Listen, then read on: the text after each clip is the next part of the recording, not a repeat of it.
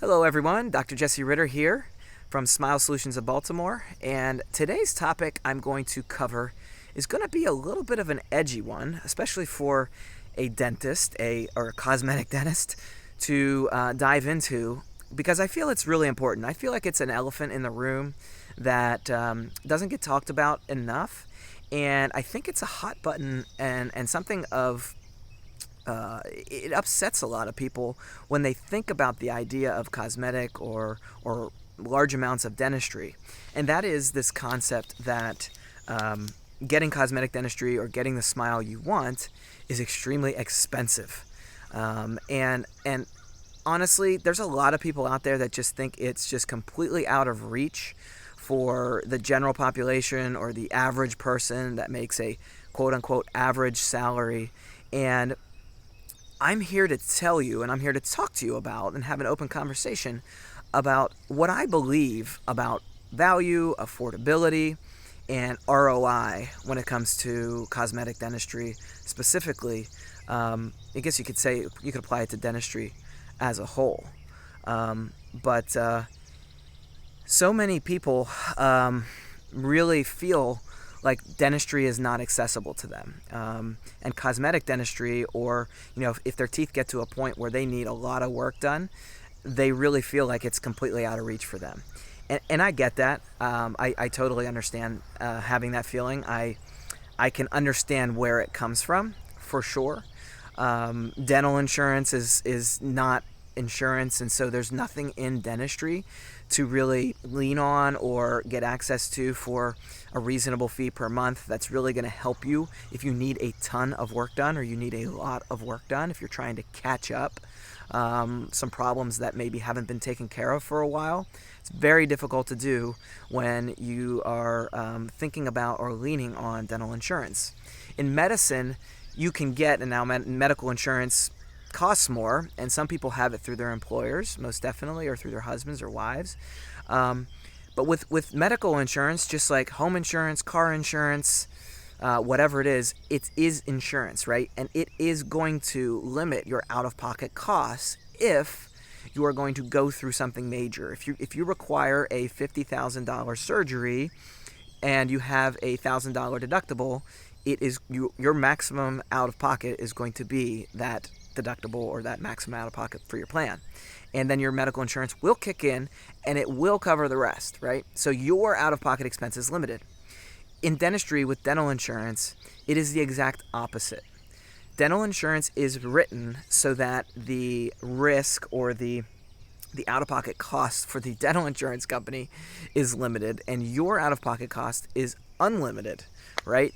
And so it's unfortunate that it's even called dental insurance, and I don't want to get too much into that because it is a misnomer and it's misleading to people out there who are looking for a way to afford the care that they want or need.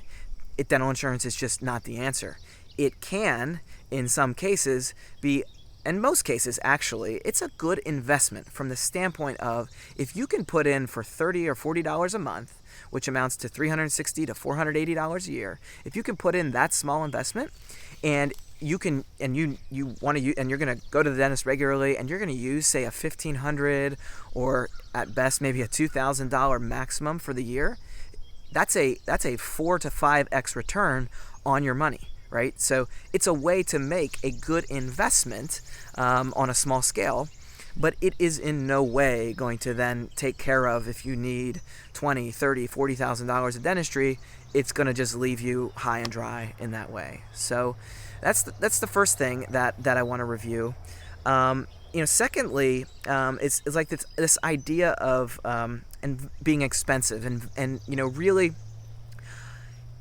when it comes to anything in life, everybody has their own perception of what expensive is, right? Something that is $100, you could look at and say that's expensive, and I could look at that and say that's really expensive. $100 for a cup of coffee is a lot of money. That's ridiculous. On the flip side, you could look at something and say $50,000 is actually relatively inexpensive. $50,000 for that new house, that's that's a really good deal. That's really inexpensive. I'm getting a place to live for $50,000. That's good value there, right? So when it comes to like something being expensive, the amount of money, when I'm thinking about what's expensive, the amount of money actually doesn't matter. It's a matter of this concept of value. What do you get in return for that sum of money, right? And if you're going to make a $30,000 investment, say, let's just throw a random number out there, in something, you want it to pay you back. You want there to be something that you're getting that's actually worth the same or potentially more than that $30,000 investment. And so when it comes to cosmetic dentistry specifically, or rehabilitative type dentistry, where you are taking someone's situation, their health, and you are absolutely transforming something that could be impairing them in their life, holding them back from success in their career, holding them back from success in their relationships. It could be something where they are very unhealthy because of teeth that need to be removed or taken care of. When you're taking somebody, and I could go on and on about the different values when it comes to a smile transformation, but when you factor that in to a $30,000 investment, say again a random number, you have to look at it from the standpoint of value. It is not that $30,000 I'm getting some porcelain on my teeth. $30,000 is an opportunity for you to potentially change your life, change your health, change your trajectory, change your relationships, change your self-confidence. And it's and if we just talk straight money, and we kind of go into the ROI side of things, if you have those things, so think about it. So a smile doesn't give you those things. First off, let's not pretend that having healthy teeth or a smile that you're proud of, that inherently in itself changes you. But what it can be, and sometimes in life, we need or want those things that are a catalyst for change, an environmental change that can be a spark for major change in our life.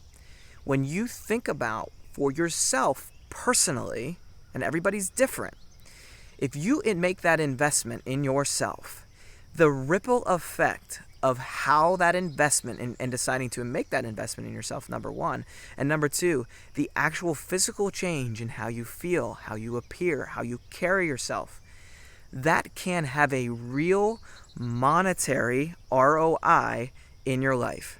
So when you think about your career, and think about the chances you're willing to take and the risks you're willing to take in your career, or the amount of courage that you're able to have when it comes to, say, taking a speaking engagement or creating an online video or speaking up at that meeting. If you're concerned, if there's something that's you don't like about your teeth, and you're unable to, or it's sort of hampering you stepping up in those roles in your life, in your career, I can guarantee you with virtually, there's a bug on my leg, with virtually 100% assurance that it is in some direct or indirect way hurting your ability to earn a living and make more money. So there is an ROI on the back side of that kind of transformation that often gets overlooked, right? And then lastly, perception. So I want to talk about perception. Perception with what's expensive and what's not. Listen, I come from a background. I didn't grow up super wealthy, and there's nothing wrong with growing up super wealthy. I think that's wonderful.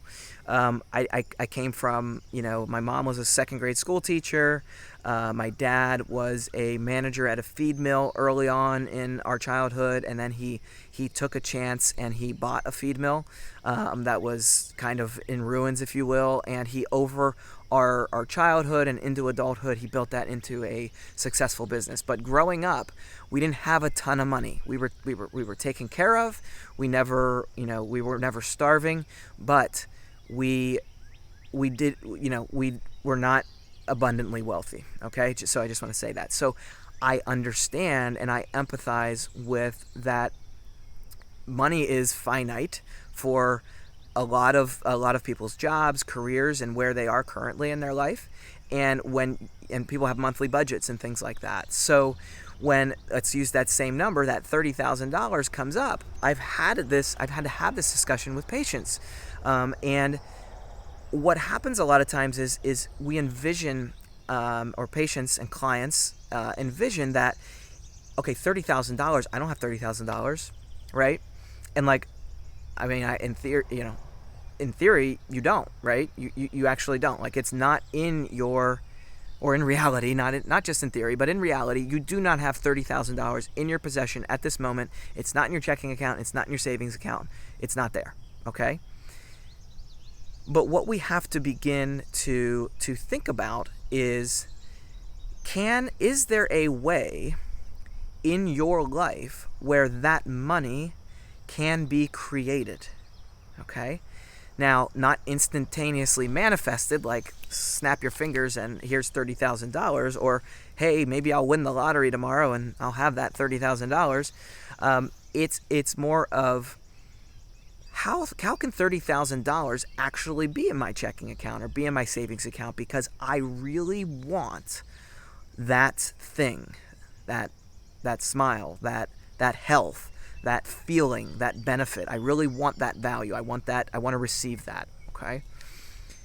The thing that we have to think about is there's a lot of different ways that money can be created in people's lives. And, it can come in the form of a loan. It can come in the form of home equity loans, right? And I know these are things that are uncomfortable. It's uncomfortable for me as a dentist a little bit to talk about these things. But honestly, like, these are things that people overlook, right? Sometimes people have retirement plans that can instead of be like just continuing to save for the end of your life, can actually be extracted out of and used to invest in your life now and in the future, right?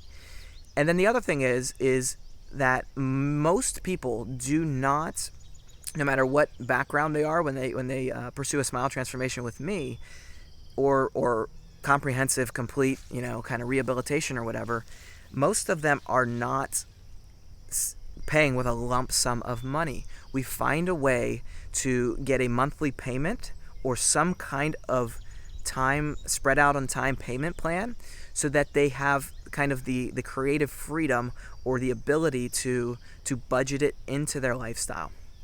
I never, ever want someone to be choosing between feeding their family or eating and getting a smile transformation or getting the dentistry that they need. I never want that to be the choice that they're making. I do want people to, however, this is like something that I want to have an open discussion about and talk to people about, is helping people understand that it can be affordable if we allow ourselves to get creative about that affordability and creative about how we're going to pay for it, or how we're going to phase it if it comes to that, how we're going to spread the treatment out over time, or how we're going to finance it. There's so many ways that we can get creative about that I feel very, very strongly and compelled to share them with you. So if you have any questions about this, please reach out. I'd love to hear your thoughts, your questions, your concerns, and I hope that this video was helpful. And every video that I create, I truly believe this at my core. Every video that I create is in service to people that just want information, that are out there thinking about wanting something and thinking that they can't have it. I really want to be in service to you, and please send me your comments, your messages, your questions. I would love to hear from you. So thanks for tuning into this video, and I'll see you on the next one.